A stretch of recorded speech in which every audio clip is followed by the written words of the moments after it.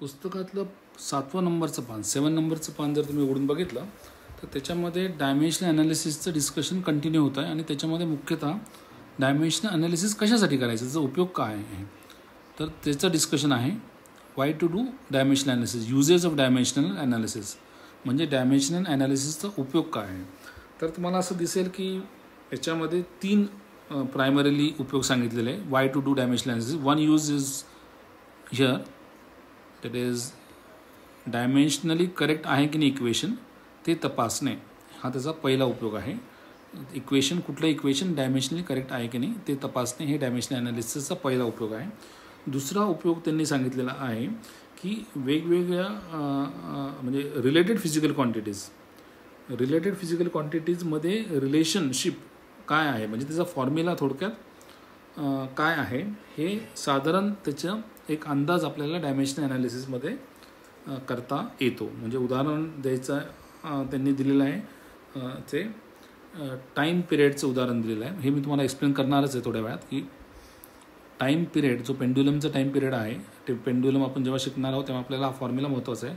तर पेंड्युलमचा time period आणि length of the pendulum आणि ग्रॅव्हिटी याचा काही संबंध आहे का, तर तो जो संबंध आहे त्याच्यामध्ये काय नेमका संबंध आहे हे साधारण, पूर्ण नाही पण साधारणपणे आपल्याला डायमेन्शन ॲनालिसिसमधनं समजतं. तो हे त्याचा दुसरा यूज आहे. आणि तिसरा यूज आहे कन्व्हर्जन फॅक्टर, म्हणजे एका युनिटमधून दुसऱ्या युनिटमध्ये तीच फिजिकल क्वांटिटी कशी रिलेट होते. म्हणजे उदाहरणार्थ म्हणून त्यांनी काय दिलं आहे की त्यांनी एक वर्कचं युनिट घेतलेलं आहे, ते SI सिस्टममध्ये घेतलेलं आहे. SI सिस्टममध्ये वर्कचं युनिट हे जूल असं आहे आणि CGS सिस्टममध्ये वर्कचं युनिट हे अर्ज असं आहे, ERG अर्ज. तर ह्या वर्क ह्या एकाच फिजिकल क्वांटिटीजच्या SI युनिटमध्ये आणि CGS युनिटमध्ये रिलेशनशिप काय आहे, त्याचं कन्व्हर्जन फॅक्टर काय आहे. म्हणजे जर तुम्हाला वर्क हे SI युनिटमध्ये माहिती असेल तर तुम्हाला CGS युनिटमध्ये त्याचं रूपांतर कसं करायचं ते कन्व्हर्जन फॅक्टर आपल्याला डायमेन्शन ॲनालिसिसमध्ये करता येतं. तर हे 3 यूजेस डायमेन्शन ॲनालिसिसचे आहे. काय काय की एक तर तो इक्वेशन डायमेन्शनली करेक्ट आहे की नाही हे ओळखता येतं. दुसरं, फिजिकल क्वांटिटीमध्ये रिलेशनशिप म्हणजे फॉर्म्युला एस्टॅब्लिश करता येतो. आणि तिसरं म्हणजे एकाच फिजिकल क्वांटिटीमध्ये 2 वेगवेगळ्या पद्धतीचे जे युनिट्स असतील, डिफरंट सिस्टमचे युनिट्स असतील, तर त्यांच्यामध्ये कन्व्हर्जन फॅक्टर हे डायमेन्शन ॲनालिसिसले शोधता येतं. ते कसं करता येतं, तर उदाहरणार्थ पहिला जो उपयोग आहे की to check the dimensionally correctness of the physical equation. तर एक फॉर्म्युला घेतला त्यांनी की हा V = U+AT हा फॉर्म्युला आहे. हा इक्वेशन ऑफ मोशन असं म्हणतो आपण त्याला, ते आपण शिकणारच आहोत. त्याच्यामध्ये V व्हेलॉसिटी आहे, फायनल व्हेलॉसिटी, U ही पण व्हेलॉसिटी आहे, इनिशियल व्हेलॉसिटी, A हे ॲक्सेलरेशन आहे आणि T हे टाईम आहे. तर लेफ्ट हँड साईडमध्ये काय आहे, तर लेफ्ट हँड साईडमध्ये डाव्या बाजूला इक्वेशनचे V आहे आणि राईट हँड साईडमध्ये काय आहे, तर उजव्या साईडला एक तर U आहे आणि दुसरं AT आहे. जर आपण असं दाखवू शकलो की U किंवा AT आणि U आणि AT यांचं डायमेन्शन्स आणि जे राईट हँड साईडला आहे त्यांचं आणि लेफ्ट हँड साईडला जे डाव्या बाजूलाचं डायमेन्शन सेम असलं तर आपण असं म्हणू की हे इक्वेशन करेक्ट आहे डायमेन्शनली. ओके, तर हे उदाहरण घेतलं. Vचं डायमेन्शन काय असतं, तर Vचं dimension V is displacement upon time, त्यामुळे L × T⁻⁻1 हे झालं Vचं डायमेन्शन. Uचं डायमेन्शन U पण व्हेलॉसिटी असल्यामुळे त्याचं डायमेन्शन सेम आहे. आणि ॲक्सेलरेशन इंटू टाईमचं डायमेन्शन काय आहे, तर ॲक्सेलरेशनचं डायमेन्शन L × T⁻², कारण ॲक्सेलरेशन हा व्हेलॉसिटी अपॉन टाईम आहे. तर L × T⁻² आहे ॲक्सेलरेशनचं आणि टाईमचं डायमेन्शन T आहे. तर हे मल्टिप्लाय केल्यावर -2 + 1 म्हणजे -1 होतो. त्यामुळे A × Tचं सुद्धा डायमेन्शन L × T⁻1 होतं.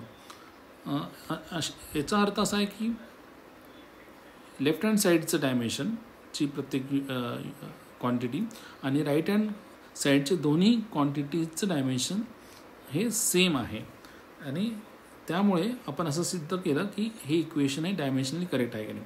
ते जर नसतं तर आपण सांगितलं असतं की हे इक्वेशन डायमेन्शनली करेक्ट नाही आहे, त्यामुळे हा फॉर्म्युला होऊ शकत नाही. So this is first advantage or use of dimensional analysis. दुसरं काय सांगितलं मी की दोन किंवा 3 फिजिकल क्वांटिटीज असतील तर त्यांच्यामधला फॉर्म्युला शोधून काढायचा. म्हणजे उदाहरणार्थ टाईम पिरियड पेंडुलमचा टी जर असेल, त्या पेंडुलमची लेंथ, सिम्पल पेंडुलमची लेंथ एल असेल आणि ॲक्सेलरेशन ड्यू टू ग्रॅव्हिटी जी असेल, तर याच्यामध्ये काही रिलेशनशिप आहे का आणि ते रिलेशनशिप काय आहे हे शोधता येतं.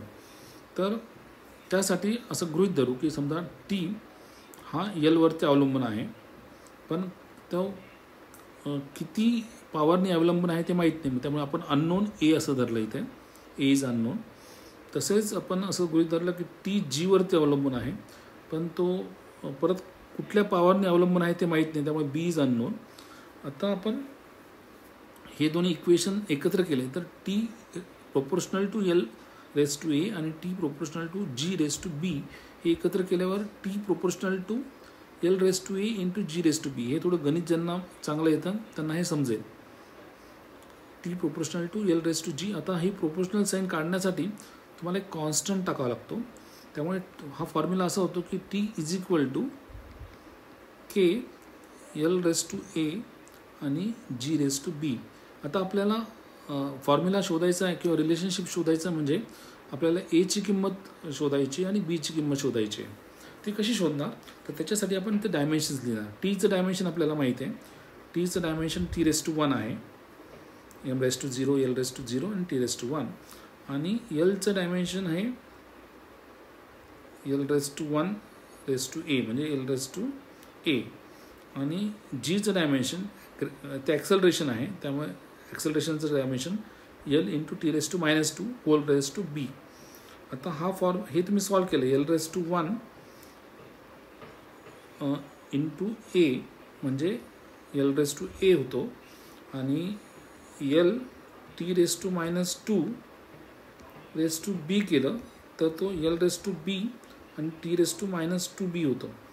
तर हे तुम्ही एकत्र केलं हे गणितामध्ये, तर हा ए आहे एल रेस टू ए आणि हा बी आहे, हा ॲड होतो ए प्लस बी इथे आणि इथे तर टी नाहीच आहे, पण इकडे -2 बी आहे, त्यामुळे इथे तो -2 बी आला.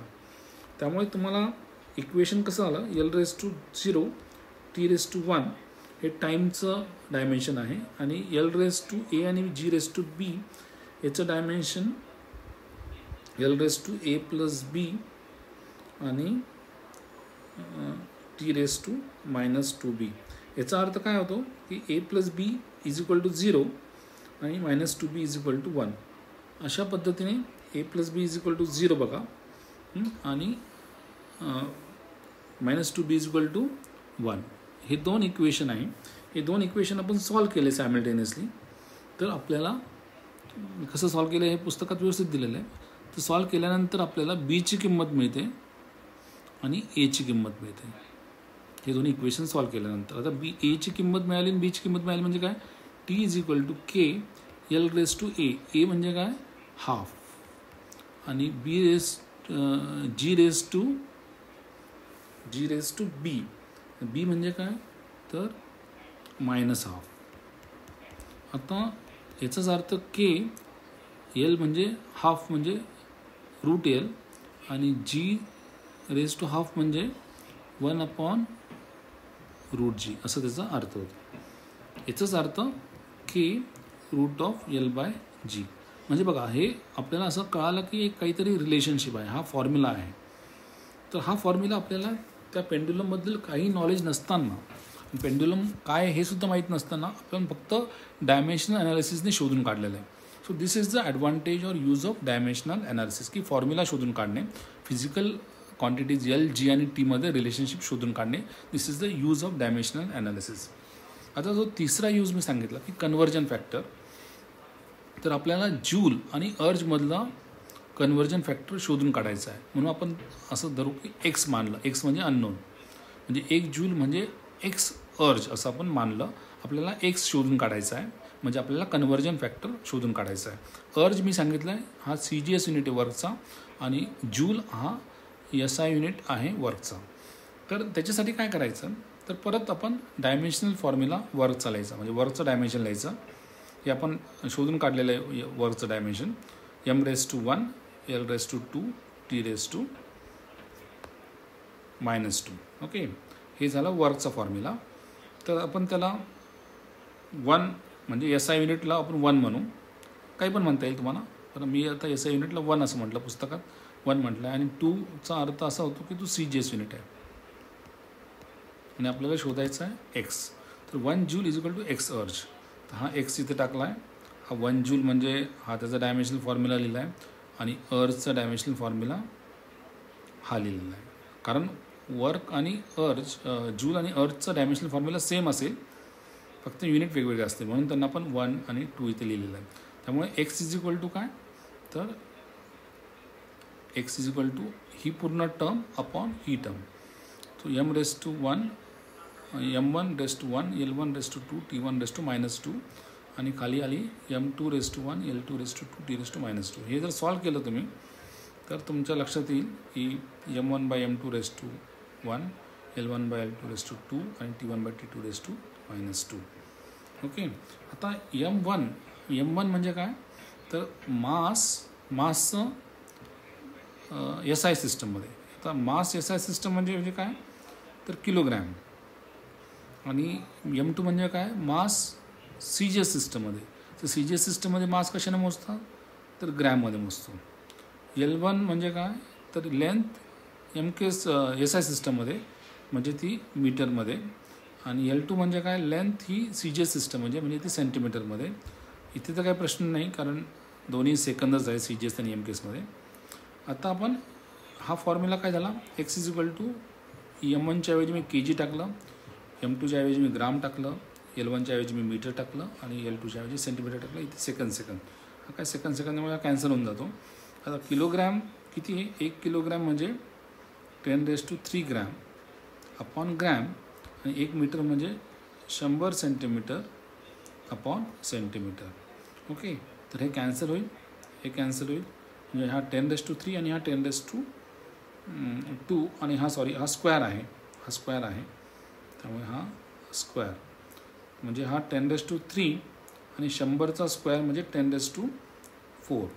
100चा स्क्वेअर म्हणजे 10⁻⁴. 100चा स्क्वेअर आहे आणि हा 10⁻³ आहे. तर 3 + 4 7. याचा अर्थ एक्सची किंमत आहे 10⁻⁷. याचा अर्थ 1 जूल इज इक्वल टू एक्सच्या ऐवजी काय झाला 1 जूल म्हणजेच 10⁻⁷ अर्ज. हे अत्यंत महत्त्वाचं कन्व्हर्जन फॅक्टर आपण शोधून काढलं आहे. So this is the third advantage of dimensional analysis. So this way we see that dimensional analysis is very very useful.